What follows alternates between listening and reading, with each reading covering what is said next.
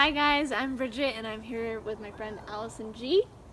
And we're doing the Sedona adventure and we've been having all kinds of awesome conversations, and especially the subject of ETs and different timelines has come up. And Allison had a crazy awesome experience, and it's highly relevant to one of the topics that I want to share about today, which is the idea of having some kind of framework or template for positivity and for positive timelines. And I'm always big on that. You guys know that I'm big on that. And I really loved her experience, and I feel like it's something that we all need to hear about as a seed of hope. And so, will you share about what happened? Yeah, well, in summary, on October 18th, 2016, I was taken from my bed in Seattle, Washington, from this native timeline, and I was taken to another timeline where they had full disclosure in the early 1950s. And there I experienced a 3-day hospital stay in Anaheim, California. And it turned out this was a timeline healing hospital. And I had 2 caretakers while I was at the hospital, and at the end of the experience I was sent somehow back to this native timeline. And for me, 3 days, about 3 days, 2.5 to 3 days had passed within the span of 3 of our hours. So it seemed like this experience was during my sleep, but I know that it wasn't a dream. Yeah. And so what particularly made it unique? Because it was a different kind of timeline. What was going on in that Earth timeline?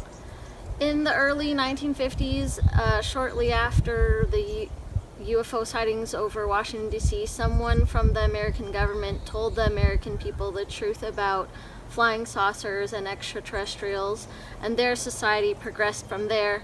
And I experienced 3 days in the present for both of us, and what it appeared to me that they are trying to do in this timeline healing hospital is heal timelines like ours, where we don't have this full disclosure to our population and our society to give us that evolutionary step and jump into whatever our next evolution is for society, whether you call that fourth density or spacefaring race. And where were they at, as far as technologically?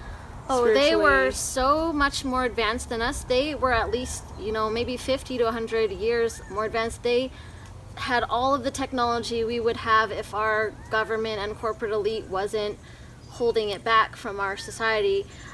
They had, I would guess, some kind of free energy. They had flying, shuttle buses, public transportation. I don't think they used money there. They were on a different schedule too. They weren't on the 9 to 5 schedule like we are. They went to their jobs when they wanted to. Maybe they did one job for a few hours a day, or maybe they did one for 10 hours a day because they loved it so much. And so they weren't on that same have to get up to an alarm kind of schedule. They were it seemed like all of these people were living their lives because they were passionate about what they were doing and how it was contributing to humanity, rather than needing to make money or support their family. Wow. And what did they think about our timeline? Because you said that there is a timeline healing hospital, so that means that they're obviously spiritually aware that there are other timelines. Yes. And that they would then heal them, so they have that much awareness. So what did they feel about ours? They knew a lot more about quantum physics than we do and how time works, and it seemed to me that they were able to pinpoint my soul's energetic signature in my timeline, pull it out, bring it to this hospital, and I was able to interact with myself from other timelines. So I looked like me, but my body was maybe different, maybe taller or shorter, and I was at different ages. And I feel like they see our timeline as a lot lower vibratory frequency, as if maybe our timeline is a little bit ill because we don't have that disclosure to our population of the awareness of our galactic presence in the solar system or in the galaxy, where our peoples are still very much in the dark societally, that we have these capabilities to have anti-gravitics and free energy and machines that can print us 3D objects from our home. and it just seems to us, it seemed to them like there's a lot of consciousness to bridge. Yeah. So this might sound like crazy, which we'll get to that in a minute. Which I know it sounds crazy. It's ironic in a second, but it's one of those things that whether you believe it or not, like especially when she first told me, I tuned in and I saw it, I felt it, and I started to experience it like by tapping into her, and I'm like, yes. It's one of those things where we have choices to decide whatever we want to believe, whatever direction we choose to go as personally and collectively. And I'm like, wow, that sounds pretty cool that we already have free energy. We already have like disclosure in a certain timeline. Because if we're able to tap in to these timelines, then we'll be able to move more quickly in ours. So there's a lot of like talk right now of like, 100 years slow disclosure kind of thing, and it's like, well, if that's what we're being told that is going to happen, then that's what'll happen. But if we can be like, whoa, this timeline where it started in the 1950s and we tap into that, then maybe we can go get onto a faster timeline by utilizing each other to accelerate it. One thing that my caretaker expressed to me is that we are all quantumly connected to ourselves in those other timelines. We are all in that timeline, and we can connect with ourselves somehow. I wasn't quite sure, how, but maybe somehow intuitively we can connect with ourselves in another timeline where they've already had full disclosure and bring that essence into our conscious awareness here somehow.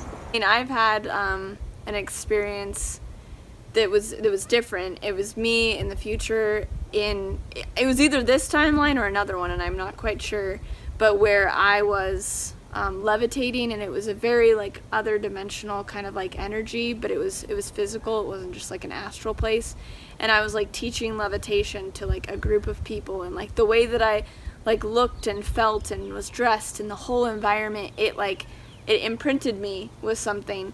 And that has been like one of my guiding like lights. Stuck with you. It's stuck with me. Yeah. And I'm like, okay, when I make decisions, especially bigger decisions, or I keep myself in check, I'm like, will I make it to be that person if I do this thing? And that like has helped my compass navigation, and it seems like that's something for you where it's like, okay, well, I'm gonna keep this in me now. Yeah, it's with me. This essence from that timeline is with me now here. So one thing to remember in this whole thing is that where we're at is perfect. Where we're at is where we're meant to be in our particular expression and soul timeline. But we are at this place, like this chrysalis, this in-between point where it's like it could go extra light or it could go extra dark. And so being aware of the positive version is helpful, because then you get the full choice. Yes, and I think that's one of the most important things, is that we get the freedom to choose. And in my hypnotherapy session, my higher self said that it's important for people to be able to imagine what life is like at this positive timeline, and my caretaker at the hospital said that even though it seems like our timeline is more negative than the one he's living in, that it somehow forced me into a greater spiritual awakening than I might even have in his timeline. So even though it seems like our timeline is at a lower vibratory frequency and all this bad stuff has happened, maybe our government, instills negativity in our society, or the corporate elite, then that somehow can force us to wake up in ways that we wouldn't otherwise if things were more positive. Totally. So everything's perfect wherever we are at, and I often wondered like why I chose to observe this timeline. Why did I choose to observe this timeline where everything was kept secret, or I had, rough childhood, whatever. I didn't have that rough a childhood, but negative things happen and they stick with you in your adulthood and cause problems, and then you're just like, I wish that didn't happen, but in a sense it happened so you could have some kind of positive growth. Yeah. So we came here to observe this timeline, and where we're at is perfect because we chose to observe it in a certain way so that we could have whatever we needed, consciousness evolution, spiritual evolution. Yeah. And I always like to say that we're strong enough. If we're here, like, we can do it. Because there's that, like, well, it's so if much. I can make it through that, then the other stuff is a piece of cake. I can deal with negativity on some other planet if I go out in the galaxy. Yeah. When I came back, I just had to get back to my normal life. I had to get up and go to work that day. I couldn't sit down and just process. I really wanted to just sit down and process what had just happened to me, but I couldn't. You can't call in sick to work and be like, I just went to visit a parallel timeline for 3 days and I can't come to work today because I'm really weirded out. But I had to go to work. I couldn't sit down and write it. I mean, I wrote a bunch of chicken scratch, like 10 pages for myself, but I couldn't process. Yeah. And it took a few days to integrate that experience, and at the same time I was just like, oh, it's kind of normal, I guess, after listening to all the disclosure information and Gaia TV and things like that. I was like, well, it's not that big of a deal. I'll just try to get back to my normal life. And it was kind of like when someone dies, you don't want to talk about it, but you do, so you'll bring it up if in conversation you feel like it's appropriate, but you don't want to tell anyone because you don't want to seem like you're totally wacko. And so it's kind of like that. And then I didn't really write it down or share it publicly until people started telling me, because I made about a 2-hour video and I was like, no one's ever gonna watch this, after, just to get it out of my system after it happened.